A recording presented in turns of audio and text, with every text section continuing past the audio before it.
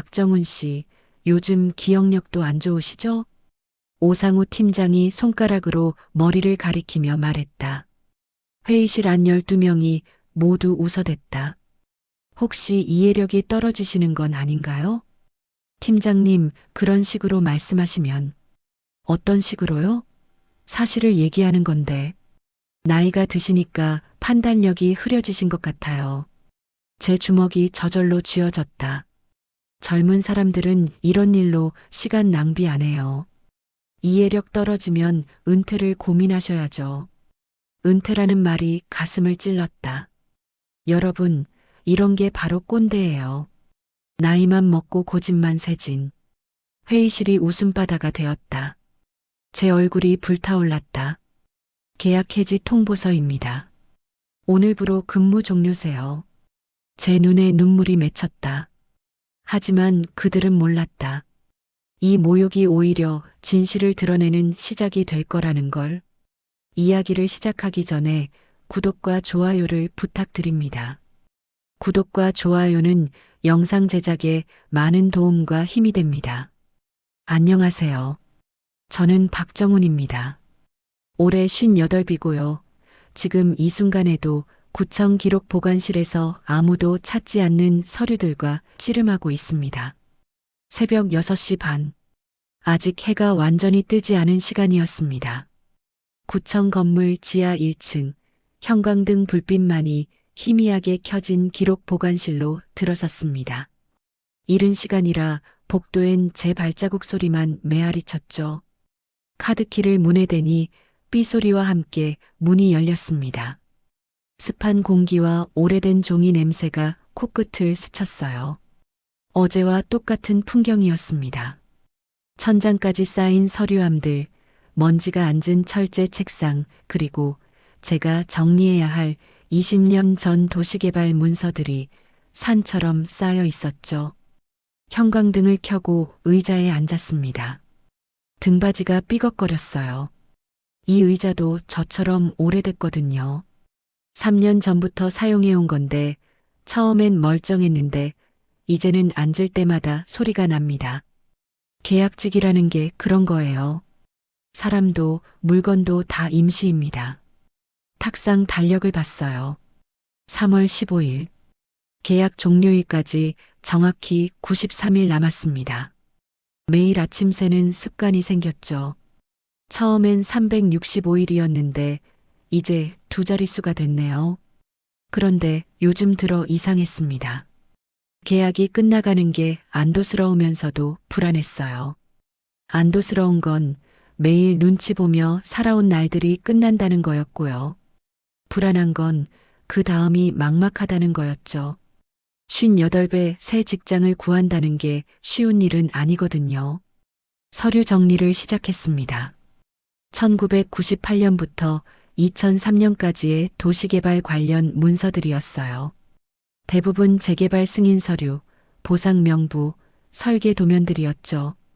색이 바랜 종이에 손글씨로 적힌 것들도 많았습니다. 저는 이런 일이 맞는 것 같아요. 숫자나 문서를 보면서 틀린 부분을 찾아내는 일 말이에요. 어릴 때부터 그런 능력이 있었거든요. 친구들이 수학 문제 틀린 걸 제가 한눈에 알아봤고 나중에는 회계장부에서 계산 실수를 찾아내는 일도 잘했죠. 그런데 이 능력이 복이었는지 화였는지는 아직도 모르겠어요. 젊을 때는 이런 꼼꼼함이 인정받을 줄 알았습니다.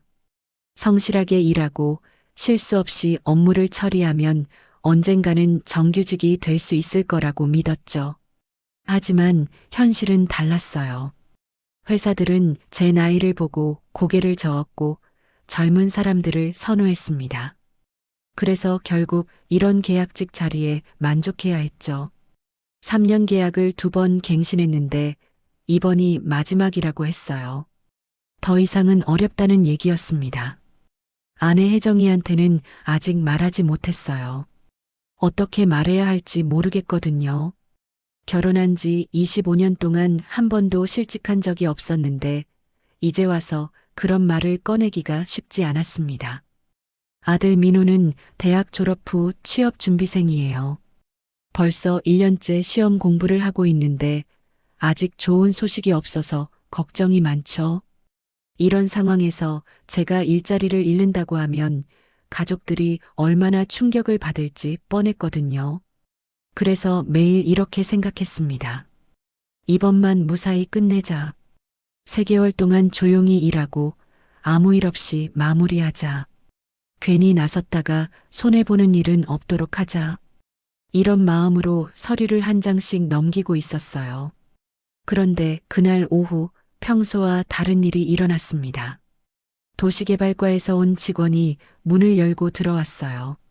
30대 초반으로 보이는 젊은 남자였는데 정장 차림에 구두가 번들거렸습니다. 기록 보관실 맞죠? 네, 맞습니다. 혹시 1999년도 청룡구 재개발 관련 서류 있나요? 급하게 필요해서요. 저는 고개를 끄덕이며 해당 서류함을 찾았습니다. 청룡구 재개발은 당시 꽤 큰 프로젝트였거든요. 주민 200여 가구가 이주한 대규모 사업이었죠. 잠깐만요. 1999년 청룡구 재개발. 서류함을 뒤지다가 이상한 점을 발견했어요. 보상 명부의 가구수와 설계 도면상의 세대수가 맞지 않았습니다. 명부에는 198가구라고 되어 있는데 도면에는 206세대로 표시되어 있었어요. 8가구의 차이였습니다. 처음에는 제가 잘못 본 줄 알았어요. 다시 한번 확인해 봤는데 분명히 숫자가 다르더라고요. 이상했습니다. 이런 중요한 문서에서 이런 실수가 있을 리 없거든요. 잠깐만요. 젊은 직원이 조급해하는 것 같았어요. 뭔가 문제 있나요? 아닙니다. 그냥 확인하는 거예요. 저는 다른 관련 서류들도 찾아봤습니다. 그런데 더 이상한 일이 벌어졌어요. 토지 보상비 지급 내역서에는 또 다른 숫자가 적혀 있었거든요. 202가구분이라고 되어 있었습니다. 198, 202, 206. 3개의 서로 다른 숫자였어요. 혹시 이 서류들 원본이 맞나요? 젊은 직원의 얼굴이 살짝 굳어졌습니다. 당연히 원본이죠. 왜 그런 말씀을 하시는 거예요? 아니에요. 그냥 확인차 물어본 거였어요. 그런데 그 순간 복도에서 발자국 소리가 들렸습니다. 누군가 빠르게 이쪽으로 오고 있었어요. 젊은 직원이 문 쪽을 돌아봤는데 얼굴에 안도의 표정이 스쳤습니다. 팀장님 오시네요. 문이 열리며 40대 중반의 남자가 들어왔습니다. 체격이 좋고 인상이 강해 보였어요. 정장 상의를 벗어 팔에 걸친 채였는데 와이셔츠 소매를 걷어 올린 모습이 뭔가 위압적이었습니다. 여기서 뭐 하고 있는 거야? 젊은 직원이 고개를 숙였어요. 팀장님, 청룡구 재개발 서류 찾고 있었습니다. 그래, 찾았어? 네, 찾긴 했는데. 팀장이라는 사람이 저를 쳐다봤습니다. 날카로운 눈빛이었어요. 계약직이시죠? 박정훈 씨? 네, 맞습니다. 서류 정리하시느라 수고 많으시네요. 그런데 이 서류들은 기밀성이 높은 거라서 혹시 다른 분들한테 내용 얘기하시면 곤란해요. 아시겠죠? 목소리에 경고의 뉘앙스가 섞여 있었습니다. 네, 알겠습니다. 그럼 우리가 필요한 서류만 가져가겠습니다. 팀장이 청룡구 관련 서류들을 모두 가져갔어요. 제가 발견한 숫자의 불일치에 대해서는 아무 말도 하지 않았습니다. 그냥 서류를 챙겨서 나가더라고요. 혼자 남은 기록 보관실은 다시 조용해졌습니다. 하지만 제 마음은 전혀 조용하지 않았어요. 분명히 뭔가 이상한 일이 벌어지고 있었거든요. 그 숫자들의 차이가 단순한 실수일 리 없다는 생각이 들었습니다. 그런데 동시에 다른 생각도 들었어요. 이런 일에 관여하면 안 된다는 생각이었습니다. 계약 종료까지 93일. 이런 미묘한 문제에 끼어들어서 좋을 게 하나도 없었죠. 오히려 해고당할 수도 있고 나쁜 소문이 날 수도 있었습니다. 그래서 그냥 모르는 척하기로 했어요. 원래 하던 일만 조용히 하자고 다짐했습니다. 하지만 그날 밤 집에 돌아가서도 계속 그 숫자들이 머릿속에 맴돌았어요. 198, 202, 206. 왜 이런 차이가 생긴 걸까요? 그리고 그 팀장이라는 사람은 왜 그렇게 예민하게 반응했을까요?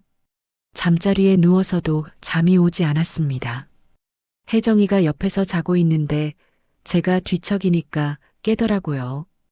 왜 잠을 못 자세요? 그냥 좀 복잡해서요. 무슨 일 있어요? 아니에요. 별거 아니에요.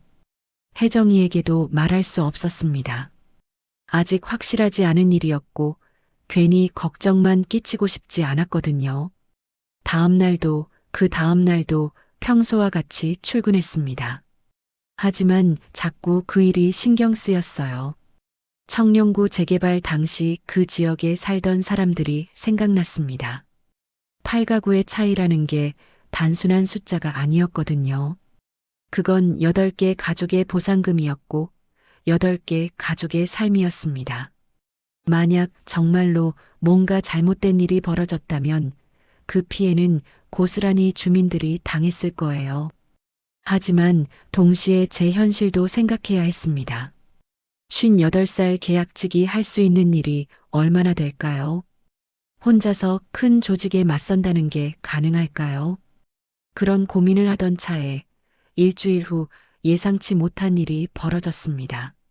기록 보관실로 한 여자분이 찾아오신 거예요. 60세 정도로 보이는 분이었는데 단정한 옷차림에 품이 있어 보였습니다. 혹시 30년 전 건설 공사 관련 기록 볼 수 있을까요? 목소리가 차분했지만 어딘가 간절함이 배어 있었어요.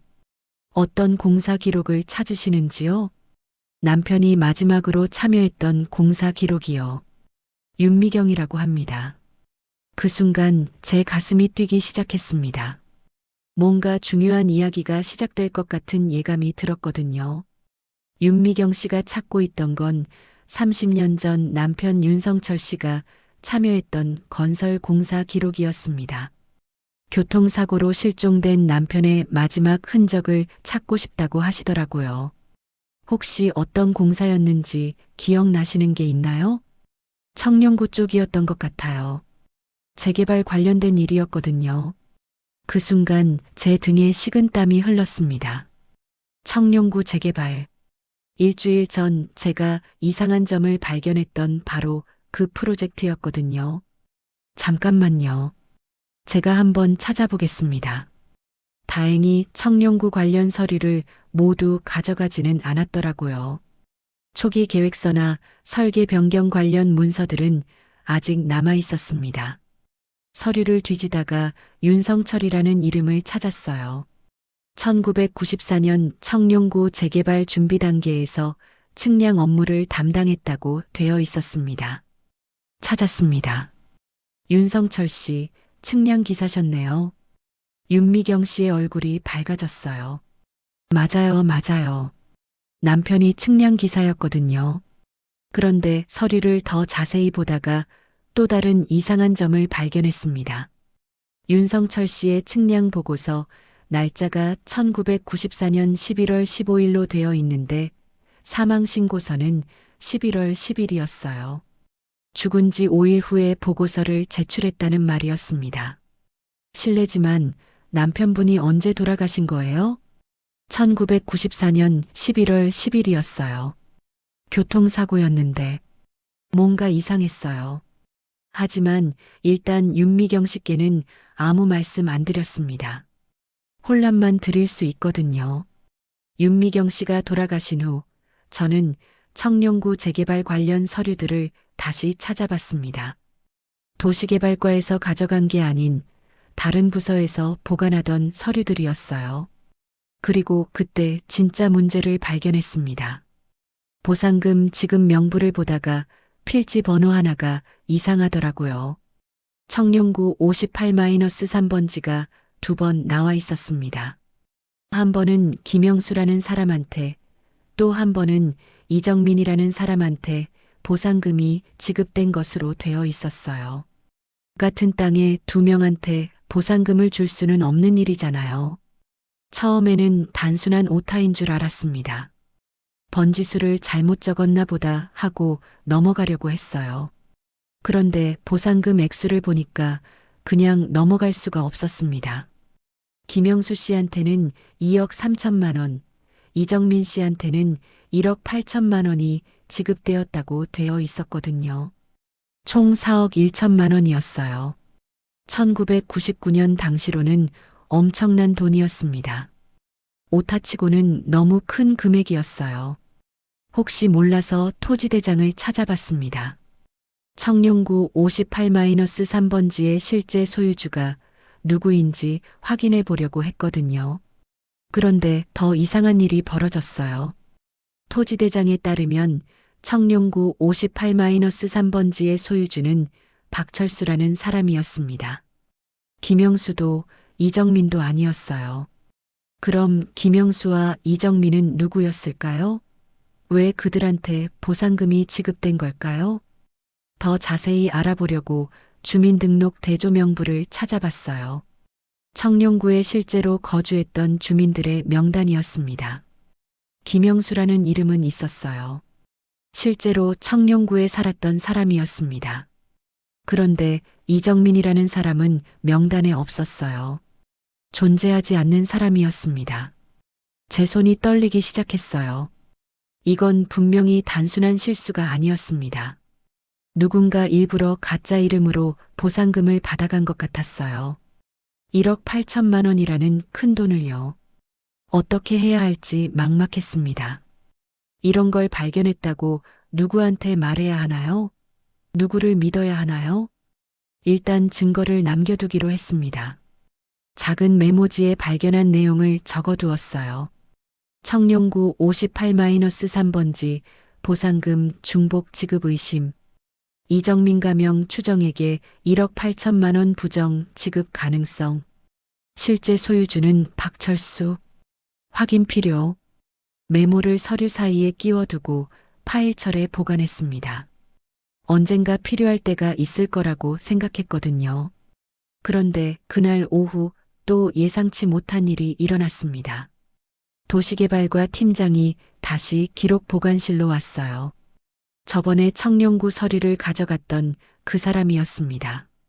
박정훈 씨, 혹시 청룡구 관련해서 다른 서류도 더 있나요? 어떤 서류 말씀이신가요? 보상금 지급 관련된 거요. 초기 명부 같은 것들 말이에요. 제 가슴이 쿵쿵거리기 시작했어요. 왜 하필 지금 그런 걸 찾는 걸까요? 제가 한번 찾아보겠습니다. 서류함을 뒤지는 척하면서 시간을 끌었어요. 머릿속이 복잡했거든요. 방금 발견한 문제를 말해야 하나 말아야 하나.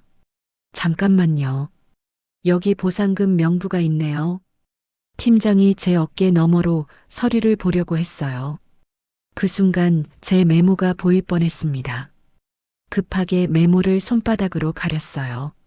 뭔가 적어 놓으신 거 있나요? 아, 아닙니다. 그냥 정리하다가 메모한 거예요. 어떤 내용이죠? 목소리에 의심이 섞여 있었어요. 별거 아닙니다. 서류 분류 관련된 거예요.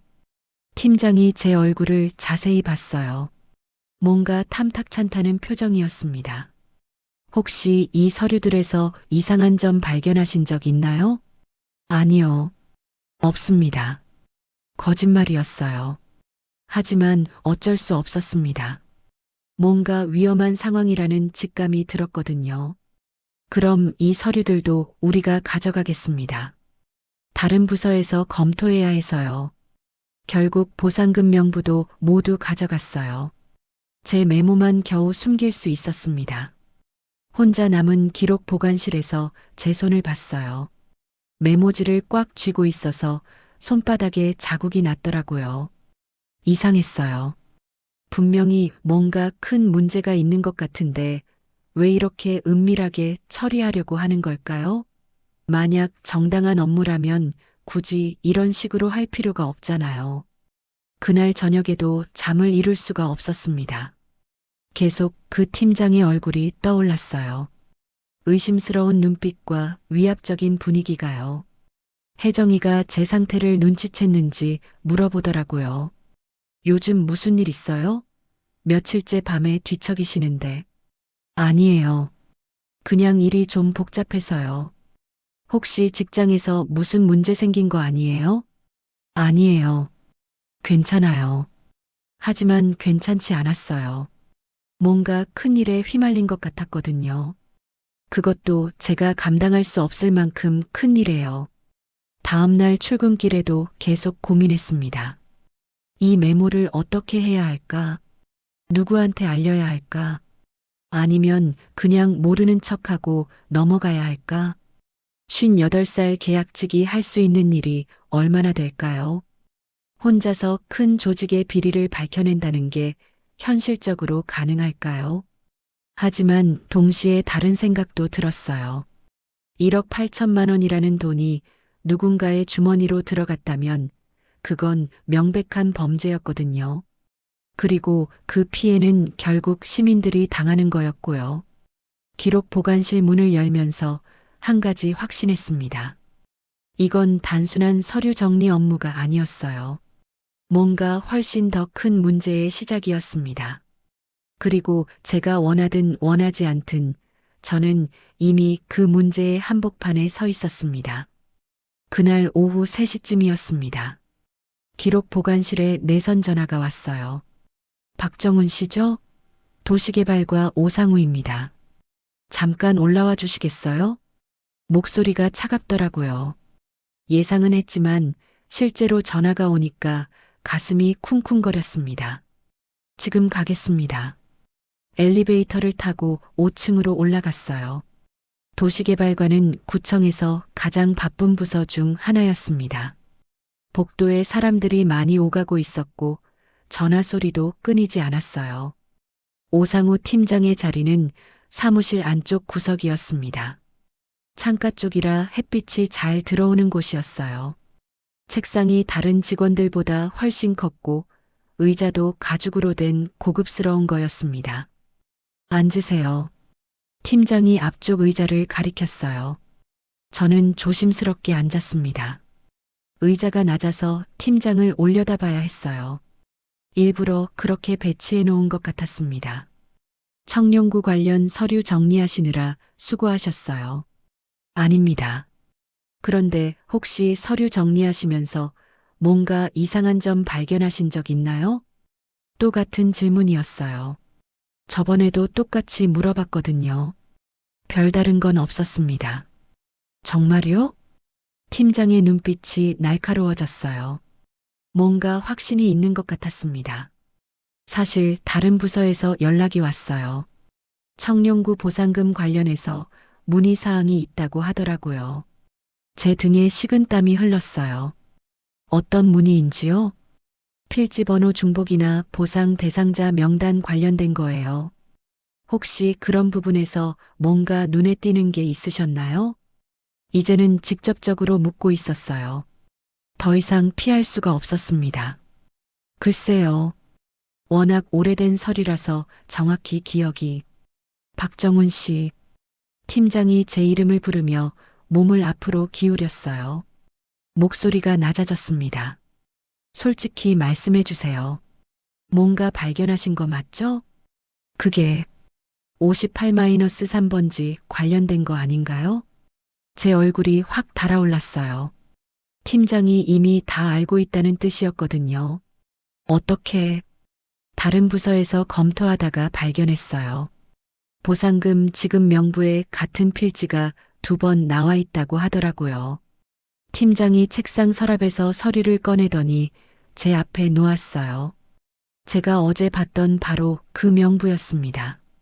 여기 보세요. 김영수, 이정민 2명한테 보상금이 지급되었다고 되어 있어요. 네, 봤습니다. 그런데 이게 문제가 될 것 같나요? 갑자기 이상한 질문이었어요. 그게 무슨 말씀이신지요? 이런 건 흔한 일이에요. 서류 작성하다 보면 실수가 생기는 거죠.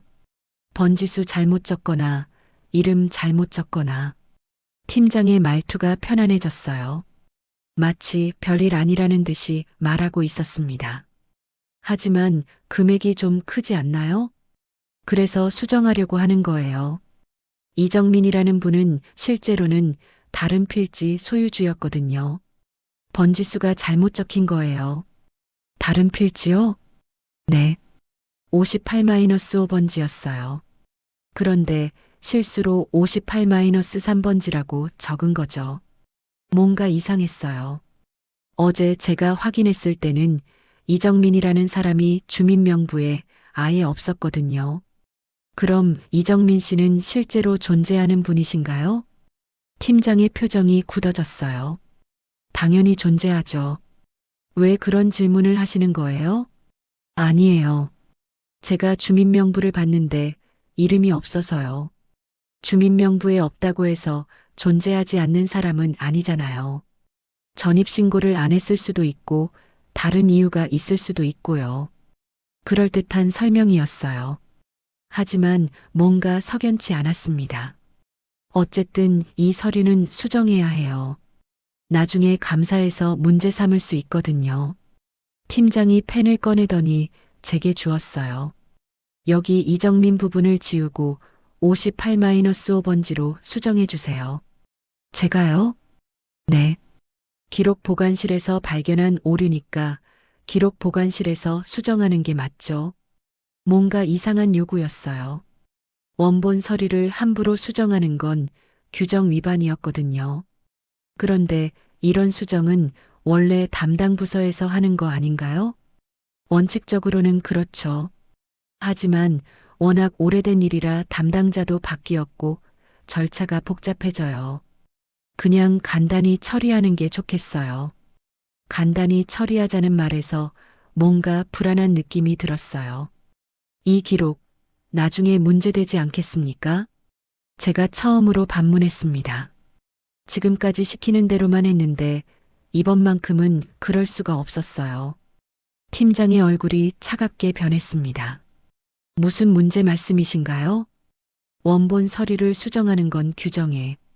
박정훈 씨, 팀장이 제 말을 끊었어요.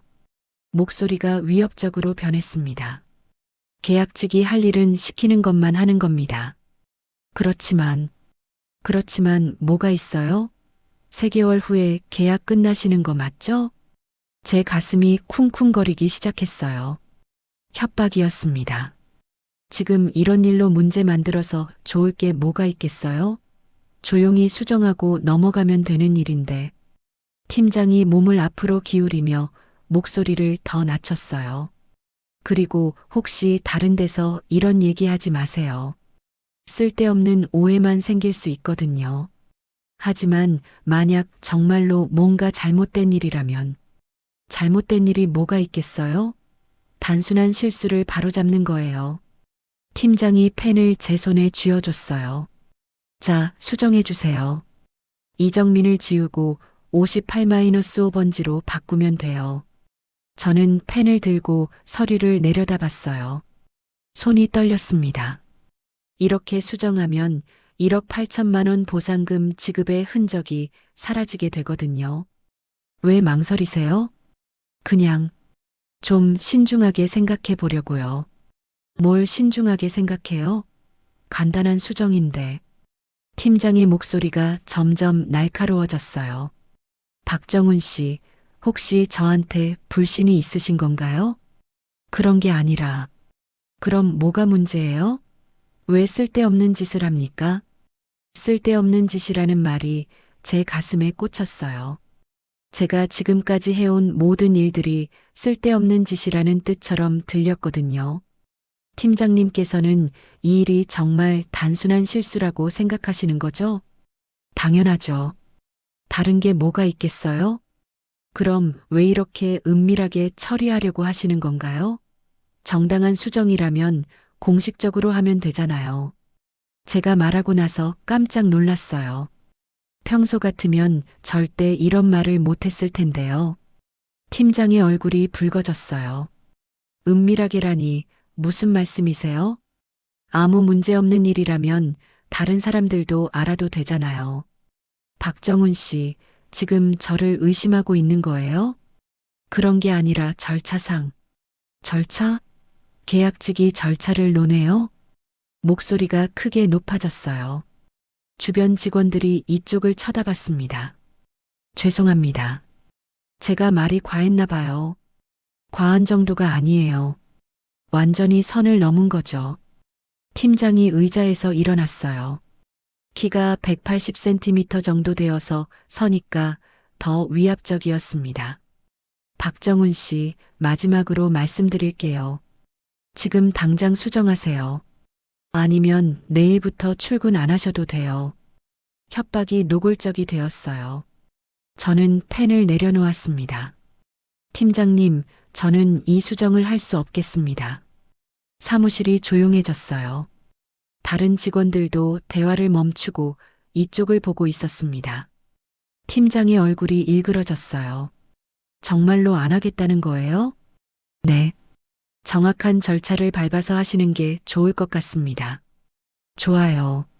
박정훈 씨 뜻대로 하죠. 팀장이 차갑게 웃었어요. 그럼 내일부터 기록 보관실 출입 금지입니다. 인사과에 연락해서 계약 해지 절차 밟을게요. 제 다리가 후들거렸어요. 하지만 이미 선택한 일이었습니다. 알겠습니다. 저는 고개를 숙이고 사무실을 나왔어요. 복도를 걸어 나오면서 다른 직원들의 시선이 느껴졌습니다. 수군거리는 소리도 들렸어요. 엘리베이터를 기다리는 동안 제 손이 떨리고 있다는 걸 알았어요. 58살에 일자리를 잃게 생겼거든요. 하지만 동시에 이상한 안도감도 들었습니다. 최소한 양심을 팔지는 않았다는 생각이 들었어요. 기록 보관실로 돌아와서 책상에 앉았어요. 내일부터는 여기 올 수 없을 거라고 생각하니까 모든 게 달라 보였습니다. 형광등 불빛도 쌓인 서류들도 삐걱거리는 의자도요. 어둠이 내리기 시작했어요.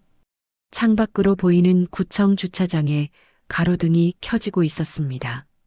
저는 혼자 앉아서 생각했어요. 과연 제가 옳은 선택을 한 걸까요? 아니면 정말로 쓸데없는 짓을 한 걸까요? 하지만 한 가지는 확실했습니다. 이제 돌아갈 수 없는 길에 들어섰다는 것이요. 다음 날 오전 10시, 내선 전화가 또 왔어요. 박정훈 씨, 도시개발과 회의실로 오시라고 하네요. 인사과 직원의 목소리였습니다. 평소보다 차가운 느낌이었어요. 지금 가겠습니다. 엘리베이터 안에서 거울을 봤어요. 어젯밤 잠을 못 자서 얼굴이 푸석해져 있었습니다. 눈 밑에 다크서클도 생겼고요. 5층 회의실 문 앞에 도착했을 때 안에서 여러 사람의 목소리가 들렸어요. 부서 회의가 진행 중인 것 같았습니다. 문을 두드렸어요. 들어오세요. 문을 열고 들어가니 도시개발과 직원들이 모두 앉아 있었어요. 길쭉한 회의용 테이블 양쪽으로 12명 정도 되어 보였습니다. 오상우 팀장은 맨 앞쪽에 앉아 있었고요. 앉으세요. 팀장이 입구 근처의 의자를 가리켰어요. 다른 사람들과 떨어진 자리였습니다. 마치 피고석 같은 느낌이었어요. 조심스럽게 앉았습니다. 회의실 안이 조용해졌어요. 모든 사람들이 저를 보고 있었습니다. 박정훈 씨, 어제 우리가 얘기한 일 기억나시죠? 네. 그런데 아직도 마음을 안 바꾸신 거죠? 목소리가 차갑더라고요. 다른 직원들 앞에서 일부러 이런 얘기를 하는 것 같았어요. 팀장님, 혹시 이런 얘기를 다른 분들이 계신 자리에서 왜요? 뭔가 숨길 일이라도 되나요? 팀장이 비웃듯이 말했어요. 주변 직원들도 작게 웃음소리를 냈습니다. 그런 게 아니라, 아, 맞다. 여러분도 알아두시는 게 좋겠네요. 팀장이 다른 직원들을 둘러보며 말했어요. 박정훈 씨가 요즘 업무 처리에 좀 문제가 있어요. 간단한 서류 수정도 거부하시고 이상한 의심만 하시고 제 얼굴이 뜨거워졌어요. 공개적으로 망신을 주려는 거였습니다. 팀장님, 제가 의심한 게 아니라 절차상 절차? 박정훈 씨, 요즘 기억력도 안 좋으시죠? 갑자기 나이를 언급했어요. 회의실 안이 더 조용해졌습니다. 무슨 말씀이신지요? 어제 분명히 설명해 드렸잖아요. 단순한 실수라고. 그런데 자꾸 이상한 생각만 하시니까. 팀장이 손가락으로 머리를 가리키며 말했어요. 혹시 이해력이 떨어지시는 건 아닌가요? 다른 직원들이 킥킥거리며 웃었어요.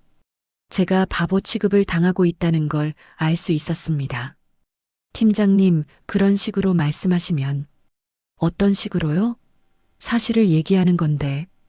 팀장의 목소리가 더 커졌어요. 박정훈 씨, 솔직히 말해서 나이가 드시니까 판단력이 흐려지신 것 같아요. 제 주먹이 저절로 쥐어졌어요. 그게 무슨 말씀이신가요? 젊은 사람들은 이런 일로 시간 낭비 안 해요. 시키는 대로 하면 되는 거잖아요. 주변에서 고개를 끄덕이는 사람들이 보였어요. 다들 팀장 편인 것 같았습니다. 하지만 잘못된 일이라면 또 시작이네요. 잘못된 일이 뭐가 있어요? 팀장이 책상을 탁 치며 일어났어요. 박정훈 씨, 이해력 떨어지면 은퇴를 고민하셔야죠. 은퇴라는 말이 제 가슴을 찔렀어요. 58이 은퇴할 나이는 아니거든요. 팀장님, 그런 말씀은 뭐가 어때요? 현실이잖아요. 팀장이 다른 직원들을 둘러보며 말했어요. 여러분, 이런 게 바로 꼰대예요. 나이만 먹고 고집만 세진. 꼰대라는 말에 제 머리가 하얘졌어요. 회의실 안에서 웃음소리가 났습니다. 자기 주제도 모르고 이것저것 간섭하려고 하고 제 손이 떨리기 시작했어요. 모욕감이 온몸을 휩쓸었습니다. 팀장님, 제가 그런 뜻으로 말씀드린 게 아닙니다. 그럼 무슨 뜻이에요? 저희 업무에 문제가 있다는 뜻 아니에요? 그런 게 아니라 정확한 절차를. 또 절차 얘기네요. 계약직이 정규직한테 절차 가르치려고 해요? 회의실 안이 웃음바다가 되었어요. 제 얼굴이 불타는 것 같았습니다. 박정훈 씨, 혹시 본인이 어떤 처지인지 모르시나요? 팀장님, 3개월 뒤에 나가실 분이 왜 이렇게 오지랖이 넓으세요? 오지랖이라는 말까지 나왔어요. 제 목소리가 나오지 않았습니다. 그냥 조용히 남은 기간 채우시면 되는 거 아닌가요? 왜 쓸데없이 말이 많으세요? 제 가슴이 답답해졌어요. 숨쉬기가 힘들었습니다. 그리고 하나 더 말씀드릴게요. 팀장이 서류를 꺼내 제 앞에 놓았어요. 계약 해지 통보서입니다. 오늘부로 근무 종료세요. 제 눈앞이 캄캄해졌어요. 팀장님, 이건 너무. 뭐가 너무해요? 업무 거부하신 거 맞잖아요. 하지만 정당한 사유? 박정훈 씨가 뭘 아신다고 정당한 사유를 판단해요? 팀장의 목소리가 점점 커졌어요. 본인 분수도 모르고 이것저것 참견하니까 이런 일이 생기는 거예요. 제 다리가 후들거렸어요. 의자에서 일어나려고 했는데 힘이 없었습니다. 그러게 처음부터 시키는 대로 하지 그랬어요. 괜히 똑똑한 척 하려고 하니까. 다른 직원들이 고개를 끄덕이고 있었어요. 아무도 저를 도와주지 않았습니다. 박정훈 씨, 이제 정신 차리시고 현실을 받아들이세요. 제 눈에 눈물이 맺혔어요. 하지만 여기서 울 수는 없었습니다. 그럼 짐 정리하시고 나가시면 돼요. 오늘 중으로요. 팀장이 다시 자리에 앉으며 말했어요. 참, 그리고 이 일은 다른 데서 얘기하지 마세요. 본인한테도 좋지 않을 거예요. 마지막 경고였습니다. 저는 비틀거리며 의자에서 일어났어요. 다리에 힘이 들어가지 않았습니다. 그럼 회의 계속하겠습니다. 팀장이 다른 일로 넘어가더라고요. 마치 제가 처음부터 없었던 것처럼요. 회의실 문을 열고 나왔을 때 제 손이 심하게 떨리고 있다는 걸 알았어요. 복도에서 다른 부서 직원들이 저를 쳐다봤습니다. 벌써 소문이 난 것 같았어요. 엘리베이터를 기다리는 동안 거울을 다시 봤어요. 얼굴이 새하얗게 질려 있었습니다. 눈가가 빨갛게 충혈되어 있었고요. 기록 보관실로 돌아와서 책상에 앉았어요. 손이 너무 떨려서 물컵을 제대로 잡을 수가 없었습니다. 25년 직장 생활에서 이런 모욕은 처음이었어요. 나이 든 사람을 바보 취급하고 꼰대라고 부르고 분수도 모른다고 하고 제가 그렇게 우스운 존재였나요? 정말로 이해력이 떨어진 걸까요? 하지만 분노도 함께 올라왔어요. 저 사람들이 저를 함부로 대할 권리가 있는 건가요? 나이가 많다고 계약직이라고 해서 인간 이하로 취급받아야 하는 건가요? 그리고 무엇보다 화가 났던 건 제가 발견한 문제가 분명히 실제로 존재한다는 거였어요. 그런데 그걸 덮으려고 저를 희생양으로 만든다는 게 참을 수 없었습니다. 저는 책상 서랍에서 메모장을 꺼냈어요. 떨리는 손으로 펜을 잡고 적기 시작했습니다. 오늘 일을 기록해둔다. 오상우 팀장이 청룡구 재개발 보상금 조작 사실을 은폐하려고 나를 해고했다. 이정민이라는 가짜 이름으로 1억 8천만 원이 부정 지급되었다. 글을 쓰면서 마음이 조금 진정됐어요. 최소한 기록은 남겨둬야 한다고 생각했거든요. 나는 포기하지 않겠다. 진실을 밝혀내겠다. 마지막 문장을 쓰고 나니까 이상한 힘이 생겼어요. 모욕감과 절망감이 분노로 바뀌고 있었습니다. 창밖을 봤어요. 해가 중천에 떠 있었습니다. 새로운 하루가 시작된 거나 마찬가지였어요. 제 인생에서 가장 큰 시련이 될 수도 있지만 동시에 가장 중요한 선택을 해야 하는 순간이기도 했습니다. 제 눈빛이 달라져 있다는 걸 느꼈어요. 더 이상 조용히 당하고만 있을 박정훈이 아니었습니다. 집에 돌아왔을 때는 이미 오후 2시가 넘어 있었습니다. 혜정이는 친정에 갔다고 메모를 남겨뒀어요. 다행이었습니다.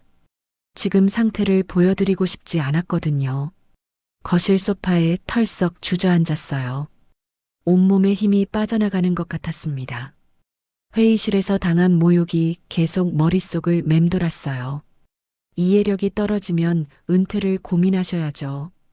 본인 분수도 모르고 꼰대. 그 말들이 귓가에서 떠나지 않았습니다. 정말로 제가 잘못 생각한 건가요? 그냥 시키는 대로 했어야 하는 건가요? 하지만 아무리 생각해도 이상했어요. 1억 8천만 원이라는 큰 돈이 존재하지 않는 사람한테 지급되었다는 건 분명히 문제가 있었거든요. 책상으로 가서 서랍을 열었어요. 오래된 수첩들이 들어 있었습니다. 젊을 때부터 일기 쓰는 습관이 있었거든요. 중요한 일들은 다 기록해뒀어요. 1994년 수첩을 찾았습니다. 30년 전 제가 건설 현장에서 회계 업무를 담당하던 시절이었어요. 페이지를 넘기다가 11월 부분에서 손이 멈췄습니다. 1994년 11월 10일 윤성철 기사님 교통사고로 돌아가심. 청룡구 측량 작업 중이셨는데 윤성철, 윤미경 씨의 남편이었습니다. 그 밑에 작은 글씨로 더 적혀 있었어요. 이상한 일. 측량 보고서의 필지 개수가 맞지 않음. 206필지라고 했는데 실제로는 198필지. 8필지 차이. 윤 기사님께 확인하려고 했으나 제 손이 떨렸습니다. 8필지. 지금 발견한 것과 똑같은 숫자였어요. 다음 페이지를 넘겼어요. 11월 15일. 회사에서 측량 보고서 수정하라고 함. 206필지를 198필지로. 윤 기사님 사고 때문에 실수가 있었다고 하는데 11월 20일. 보고서 수정함. 하지만 석연치 않음. 윤 기사님은 실수하실 분이 아니었는데 30년 전에도 똑같은 일이 벌어졌던 거였어요. 윤성철 씨가 정확하게 측량한 206필지를 누군가 198필지로 줄여버린 거였습니다. 그리고 그 차이인 8필지가 지금 보상금 문제와 연결되어 있었어요. 제 가슴이 쿵쿵거리기 시작했어요. 이건 우연이 아니었습니다. 30년 전부터 계획적으로 벌어진 일이었어요. 수첩을 더 넘겨봤어요. 12월 1일. 청룡구 재개발 계획 발표. 하지만 뭔가 이상함. 실제 필지 수보다 적은 숫자로 계획이 세워져 있음. 12월 10일. 상사에게 문의했으나 신경 쓰지 말라고 함. 젊은 놈이 쓸데없는 걸 신경 쓴다고. 그때도 똑같았어요. 문제를 제기했더니 쓸데없는 일이라고 했었던 거였습니다. 12월 15일. 윤성철 기사님 부인 찾아오심. 남편 사고에 대해 문의. 하지만 할 말이 없었음. 윤미경 씨였어요. 30년 전에도 남편의 사고 진상을 알고 싶어 하셨던 거였습니다. 마지막 페이지를 봤어요. 12월 31일. 올해 가장 후회되는 일. 윤성철 기사님 측량 자료를 제대로 보호하지 못한 것. 진실을 밝히지 못한 것. 제 눈에 눈물이 맺혔어요. 30년 전에도 저는 진실을 외면했었던 거였습니다. 그때는 너무 어렸고 회사를 잃을까봐 무서웠거든요. 하지만 그 결과 누군가는 8필지에 해당하는 토지를 부정하게 차지했고 1999년 재개발 때 그 땅에 대한 보상금까지 받아간 거였어요. 총 얼마나 될까요? 토지 가격과 보상금을 합치면 수십억 원은 좋게 넘을 거였습니다. 그리고 그 진실을 알고 있던 윤성철 씨는 의문의 교통사고로 죽었어요. 제가 소파에 주저앉았어요. 다리에 힘이 빠져서 서 있을 수가 없었습니다. 30년 전 젊은 박정훈이 외면한 진실이 지금 늙은 박정훈에게 다시 찾아온 거였어요. 이번에도 외면할 건가요? 또다시 무서워서 도망칠 건가요? 윤미경 씨의 얼굴이 떠올랐어요. 30년 동안 남편의 진실을 찾아 헤매고 있는 분이었습니다. 제가 30년 전에 용기를 냈다면 그분이 이렇게 고생하지 않았을 수도 있어요. 수첩을 꽉 껴안았어요. 30년 전의 후회가 다시 밀려왔습니다. 하지만 이번에는 달랐어요. 저는 더 이상 무서운 게 없었거든요. 이미 일자리도 잃었고 모욕도 다 당했어요. 오히려 이제야 진짜 시작할 수 있을 것 같았습니다. 30년 전에 못다한 일을 지금이라도 끝내겠다고 다짐했어요. 윤성철 씨와 윤미경 씨를 위해서, 그리고 무엇보다 제 양심을 위해서요. 다음 날 아침 저는 윤미경 이사장을 찾아가기로 결심했습니다. 30년 전 수첩에 적힌 진실을 더 이상 숨길 수 없었거든요. 신용협동조합은 구청에서 도보로 10분 거리에 있었어요. 아담한 3층 건물이었는데 1층에 창구가 있고 2층이 사무실이었습니다. 윤미경 이사장님 계신가요? 약속 있으셨나요? 직원이 물어봤어요. 저는 명함을 내밀었습니다. 구청 기록보관실 박정훈이라고 합니다.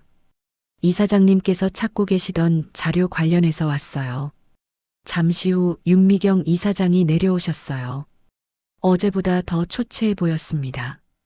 박정훈 씨, 무슨 일이세요?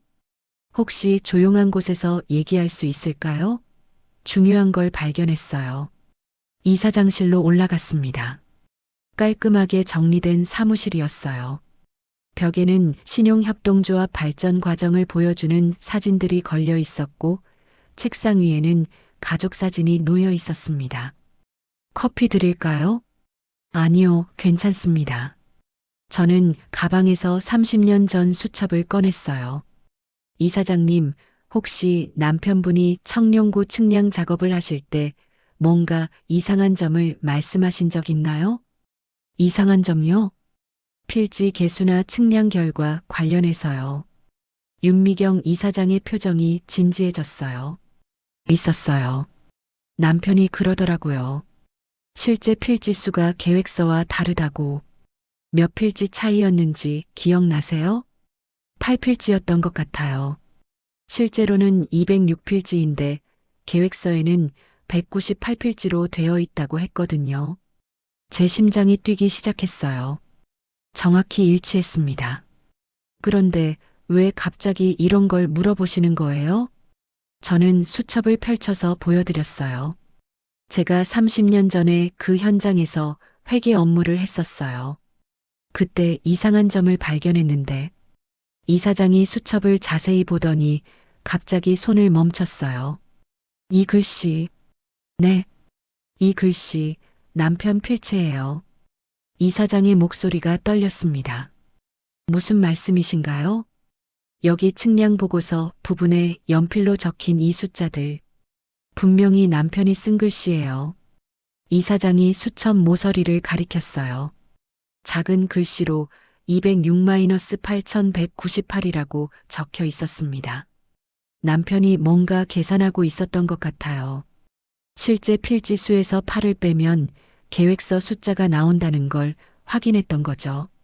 저는 깜짝 놀랐어요. 제 수첩에 윤성철 씨의 필체가 남아있을 줄 몰랐거든요.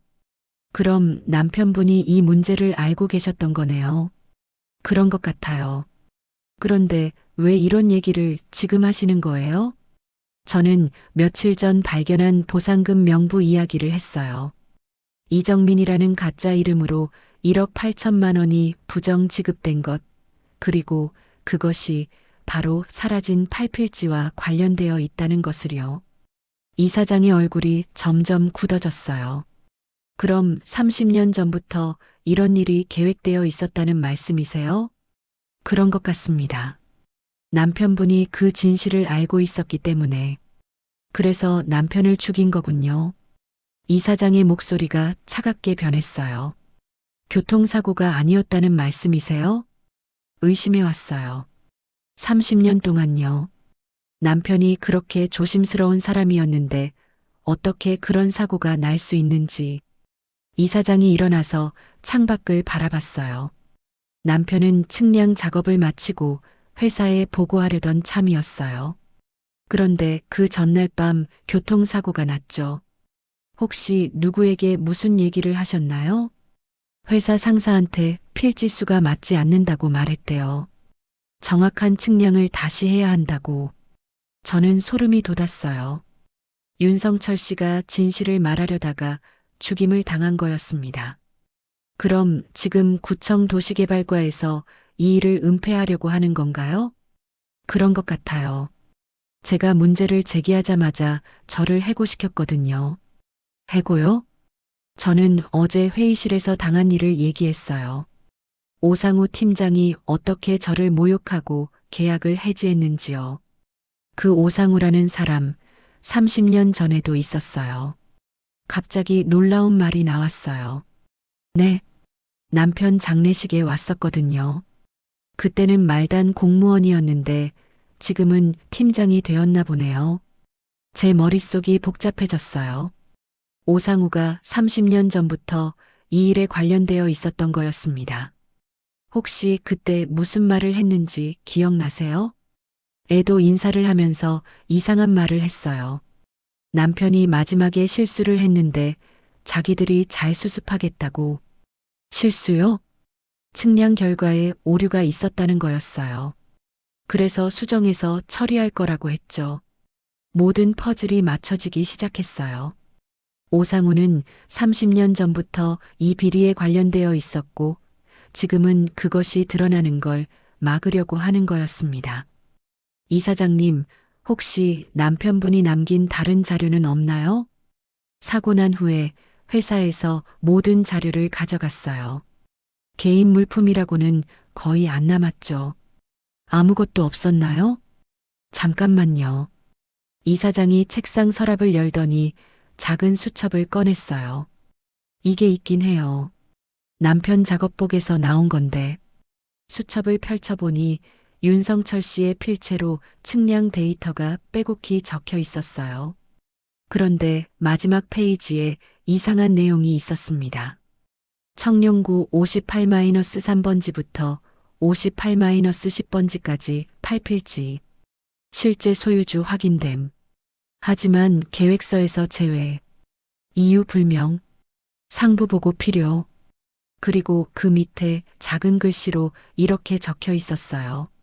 만약 내게 무슨 일이 생기면 이 자료를 아내에게 전달할 것. 오상우 주임이 이상하다. 제 손이 떨렸어요. 윤성철 씨가 자신의 죽음을 예감하고 있었던 거였습니다. 이사장님, 이걸 지금까지 보관하고 계셨던 거예요? 네. 무슨 내용인지 몰랐지만 남편의 마지막 기록이라고 생각해서요. 이게 바로 증거예요. 30년 전 비리의 증거이자 남편분 죽음의 진실이기도 하고요. 이사장의 눈에 눈물이 맺혔어요. 정말로 남편을 죽인 거군요. 땅 때문에. 그런 것 같습니다. 팔필지에 해당하는 땅이 수십억 원 가치였을 테니까요. 그럼 이제 어떻게 해야 하나요? 저는 잠시 생각했어요. 오상우 같은 사람을 상대로 혼자서는 힘들 거였습니다. 하지만 이제는 확실한 증거가 있었어요. 일단 이 자료들을 안전한 곳에 보관해야 해요. 그리고 검찰이나 경찰에 신고를 해야겠고요. 혼자서 하기엔 위험하지 않을까요? 남편도 그 때문에. 이사장의 걱정이 이해됐어요. 하지만 더 이상 미룰 수 없었습니다. 그래서 함께 해주셔야 해요. 이사장님이 계시니까 더 힘이 될 거예요. 저야 당연히 도와드려야죠. 남편의 원한을 갚을 수 있는 기회인데요. 그때 갑자기 사무실 문이 벌컥 열렸어요. 윤미경 이사장님, 오상우 팀장이 들어왔습니다. 뒤에는 젊은 직원 2명이 따라왔어요. 어떻게 여기를? 박정훈 씨가 여기 올 거라고 생각했어요. 오상우의 표정이 험악했어요. 여기서 뭐 하시는 거예요? 혹시 이상한 얘기 하신 건 아니죠? 이상한 얘기요? 이사장이 담담하게 대답했어요. 네. 박정훈 씨가 요즘 좀 이상해져서요. 나이 드신 분들이 종종 그러시거든요. 또 나이 타령이었어요. 하지만 이번에는 달랐습니다. 저한테 확실한 증거가 있었거든요. 오상우 팀장님, 혹시 30년 전 윤성철 씨 기억나세요? 오상우의 얼굴이 순간 굳어졌어요. 누구 말씀이신가요?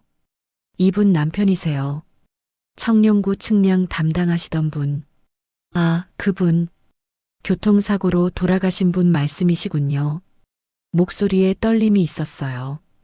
그런데 그분이 죽기 전에 마지막으로 뭘 발견하셨는지 아세요? 제가 윤성철 씨의 수첩을 꺼내 보여줬어요. 오상우의 눈이 커졌습니다.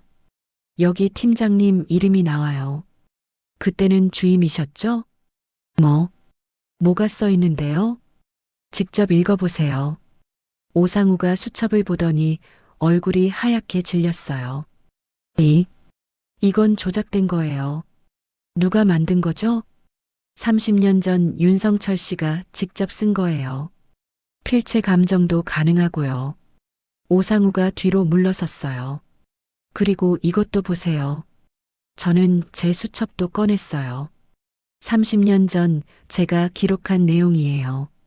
모든 게 일치해요. 아, 아니에요. 이건 우연의 일치일 뿐이에요. 그럼 현재 보상금 명부는 어떻게 설명하실 거예요?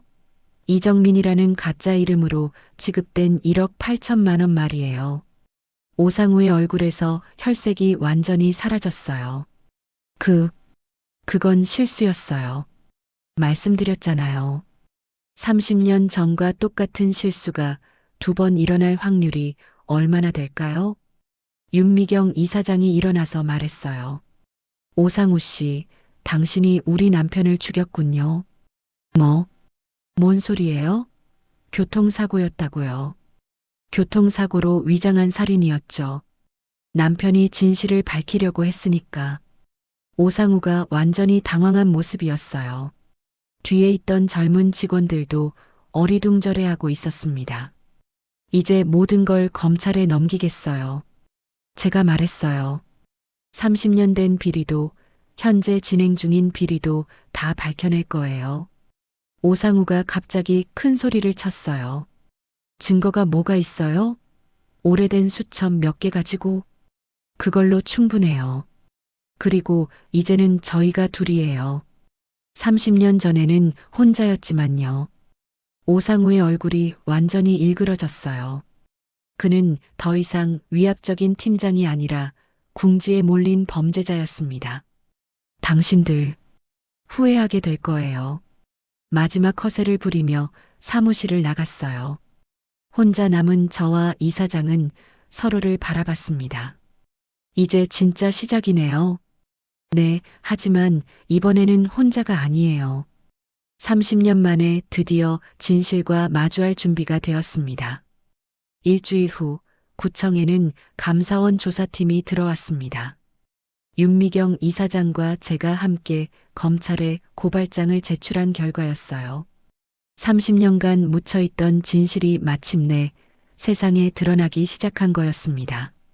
감사팀장은 40대 초반의 여성이었어요. 김지영 팀장이라고 했습니다. 차분하면서도 날카로운 인상이었죠. 박정훈 씨, 제보해 주신 자료를 검토한 결과 상당히 심각한 문제가 발견되었습니다. 구청 2층 회의실에서 진행된 조사였어요. 저와 윤미경 이사장, 그리고 감사팀 직원 3명이 참석했습니다. 구체적으로 어떤 문제인가요? 우선 청룡구 재개발 관련 서류에서 다수의 조작 흔적이 확인되었어요.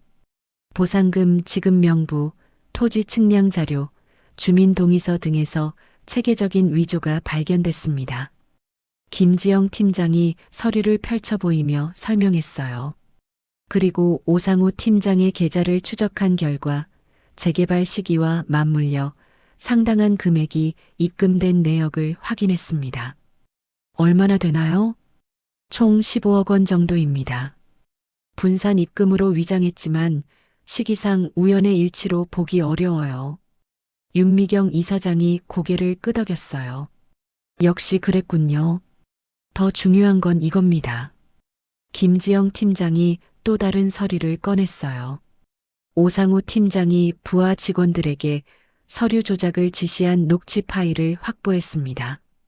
내부 고발자가 제보한 거예요. 녹취 파일이요?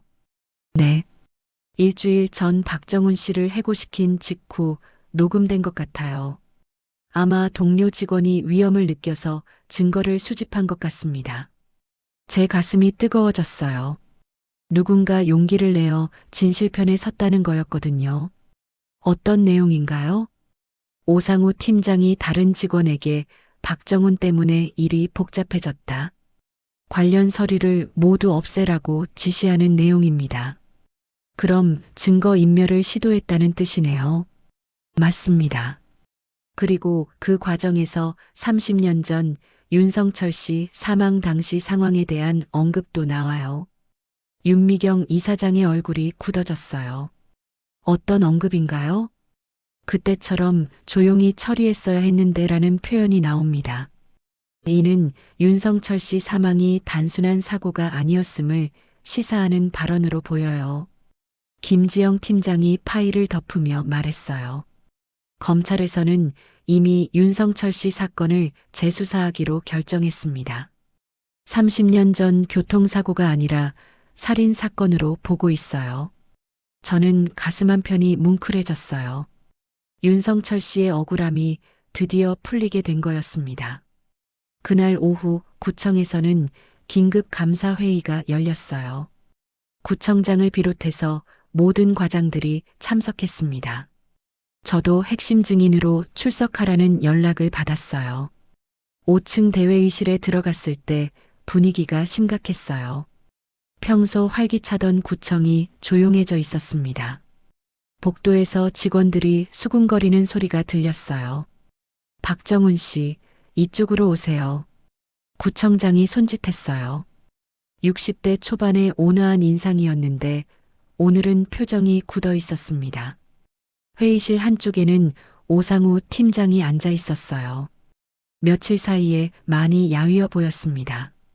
눈가에 다크서클이 생기고 평소 반듯했던 옷차림도 흐트러져 있었어요. 먼저 박정훈 씨에게 사과드립니다. 구청장이 일어나서 고개를 숙였어요. 부당하게 해고 처분을 받으셨는데 그 과정에서 인격적 모독까지 당하셨다고 들었습니다. 회의실이 조용해졌어요. 모든 사람들이 저를 보고 있었습니다. 구청장님, 저는 아닙니다. 박정훈 씨는 시민의 세금을 지키기 위해 용기 있는 행동을 하신 거예요. 그런 분을 우리가 함부로 대했습니다. 구청장의 목소리에 진정성이 담겨 있었어요. 그리고 오늘부로 박정훈 씨의 해고 처분을 전면 취소합니다. 정당한 업무 행위였으므로 징계 사유가 될 수 없습니다. 박수 소리가 들렸어요. 평소 저를 알던 직원들이 손뼉을 치고 있었습니다. 또한 이번 사건에서 보여주신 공로를 인정하여 별도의 포상도 검토하겠습니다.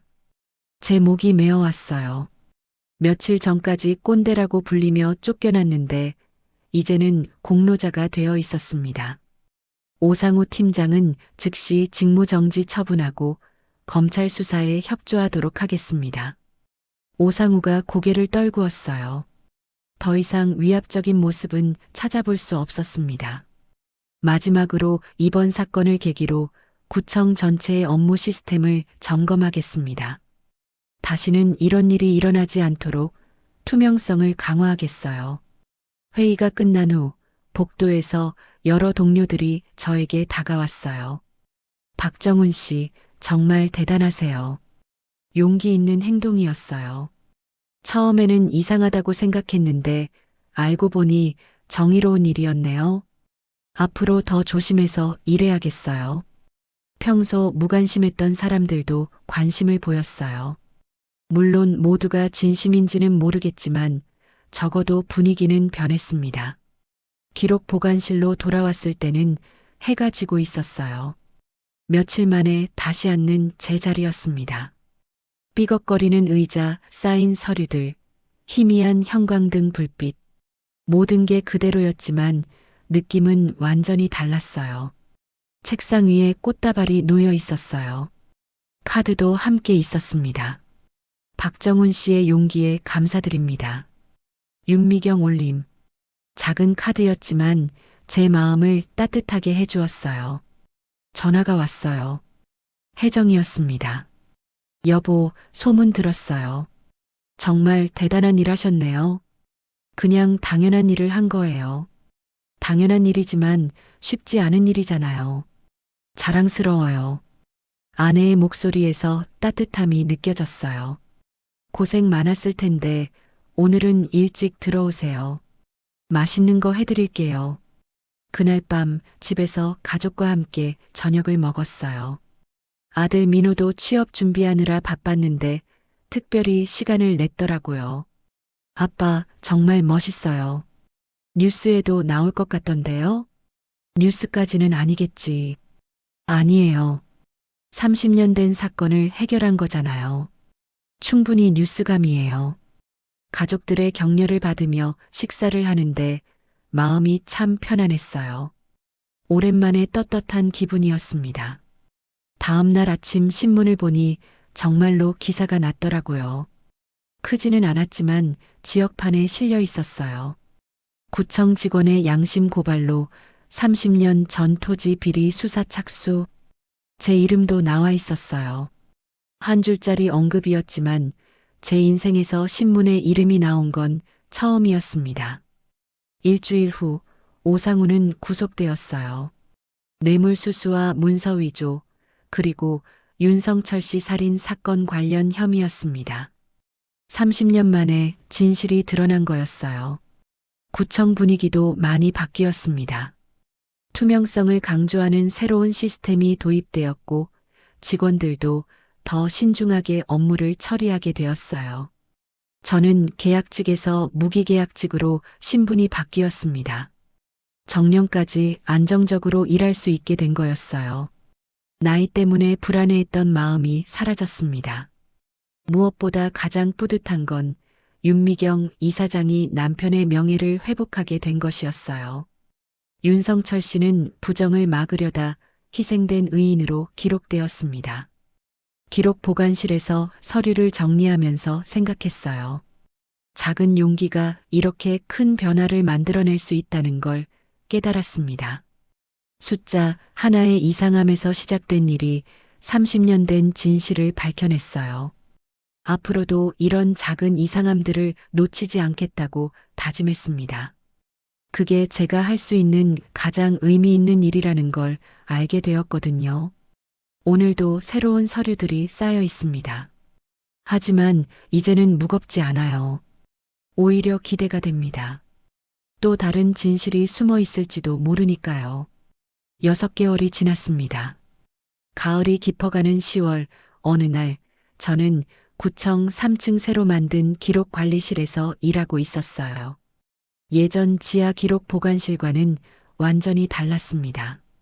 창가 자리에서 햇빛이 잘 들어오고 최신 시설로 꾸며진 깔끔한 공간이었어요. 문패에는 기록관리 자문위원 박정훈이라고 적혀 있었습니다. 더 이상 계약직이 아니었어요. 정식 공무원도 아니었지만 전문직으로 인정받는 자리였습니다. 제 역할은 구청의 모든 중요 기록을 관리하고 투명성을 높이는 시스템을 구축하는 것이었어요.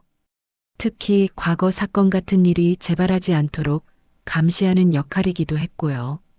책상 위에는 여러 부서에서 올라온 기록들이 정리되어 있었어요.